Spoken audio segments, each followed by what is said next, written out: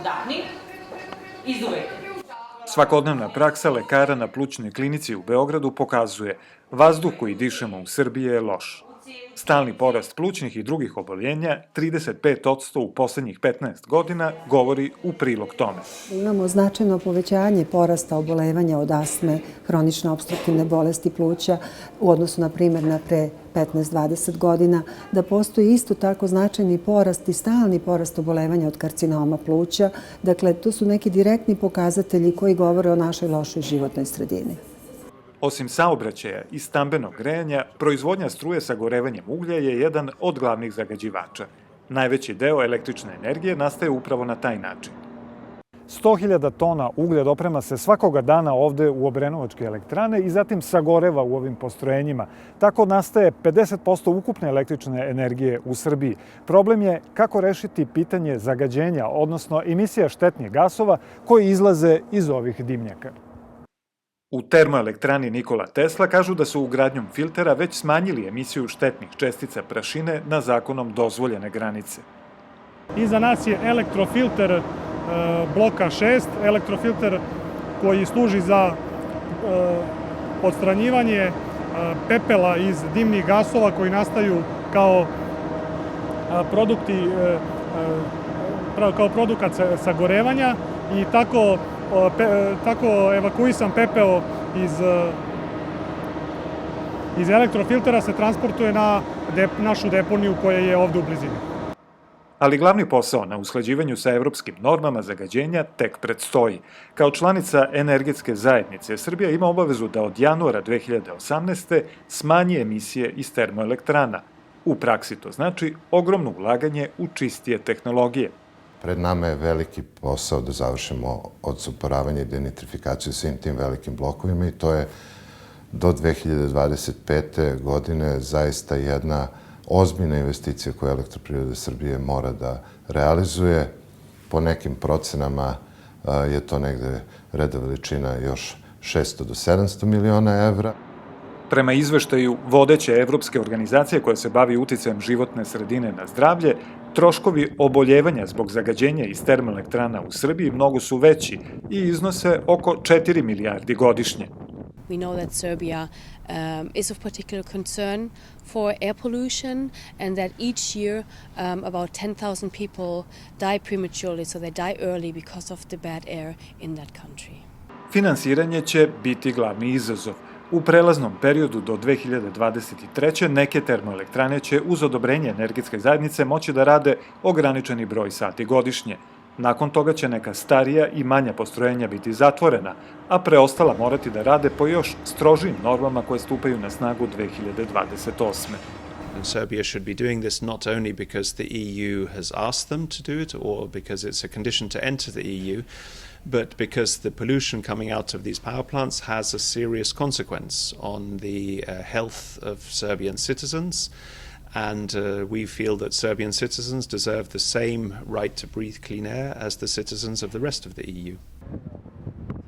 Kakav vazduh udišu građani Srbije, verovatno najbolje znaju u Centru za merenje kvaliteta vazduha na Zvezdari u Beogradu.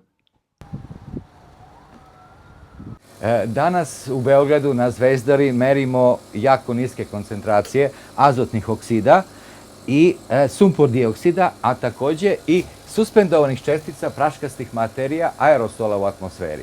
Ovako niske koncentracije uslovljene su promenom vremena i jakim vetrom koji je praktično očistio ceo Beograd. Ali u periodima bez vetra, posebno zimi, nivo zagađenja prelazi 3 do 5 puta dozvoljene granice. U centru kažu da podaci Evropske agencije za životnu sredinu pokazuju da u Evropi postoje i zagađenija mesta i da 2/3 Srbije ima zadovoljavajući kvalitet vazduha. Ipak podaci pokazuju da se od 10 najprljavijih termoelektrana u Evropi, 3 nalaze u Srbiji.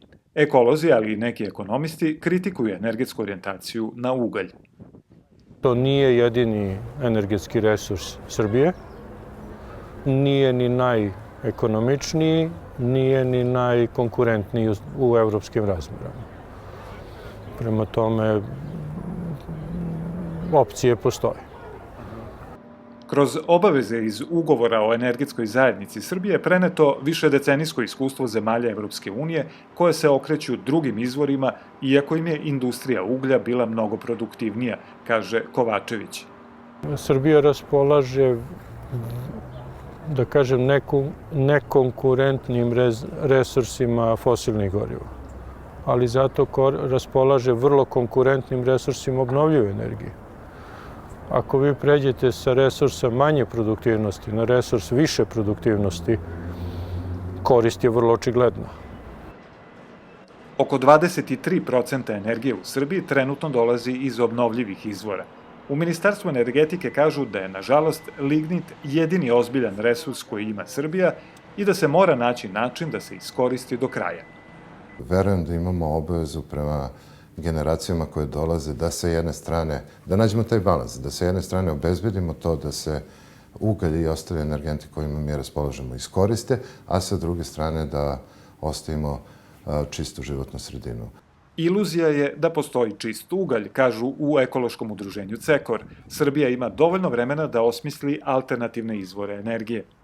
Imamo vremena da napravimo dobar sistem pošumljavanja, imamo isto tako dobar sistem, to jest vremena da napravimo dobar sistem, znači lokalno distribuiranih manjih postrojenja za proizvodnju struje i toplote.